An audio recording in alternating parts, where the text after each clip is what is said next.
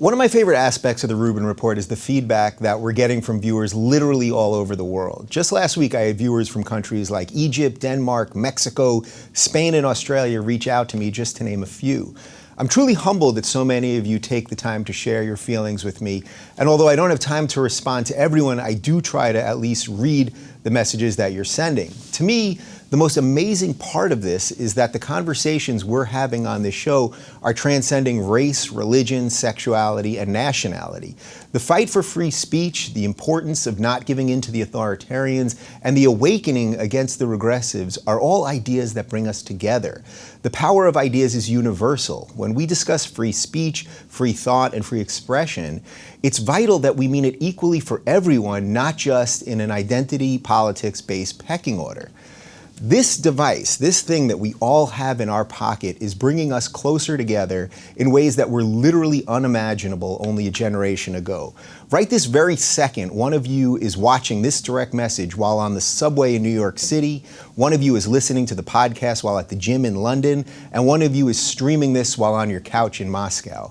Not only are you all tuning in on a variety of platforms, but you're furthering the discussion of these ideas on Facebook and Twitter, or just by talking with your friends and family.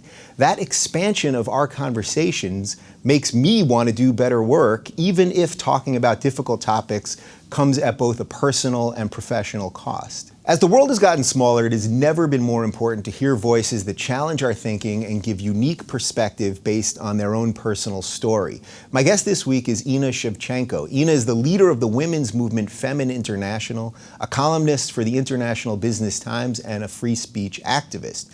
She was born in Ukraine the same year that the USSR fell, has been kidnapped by the Belarus KGB, and in 2013 was granted political asylum in France. She has lived a truly controversial life and paid the price for being outspoken more than once. This is not someone who only talks about the news, this is someone who actually lives it.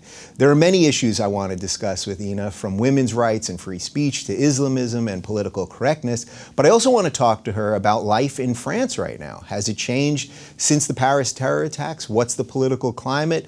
Has the regressive mentality seeped into the mainstream, thus weakening free speech and helping the authoritarians? The only way we can find answers to questions like these is to be connected with people who aren't afraid to share their views. You know, there's a catch-22 to all this connectivity. As it brings us closer and transcends cultures and borders, it can also make everyone else's problems seem like our own. On one hand, we can see how others live and have empathy for our fellow man. On the other hand, sometimes it's hard to gauge just how much something across the globe should affect us in our day-to-day lives. I try to do this show each week in the spirit of finding balance between those two concepts, and I hope Inna will provide perspective on some of the big questions I've mentioned here. The more we focus on our common humanity, the less chance we'll be able to be ripped apart.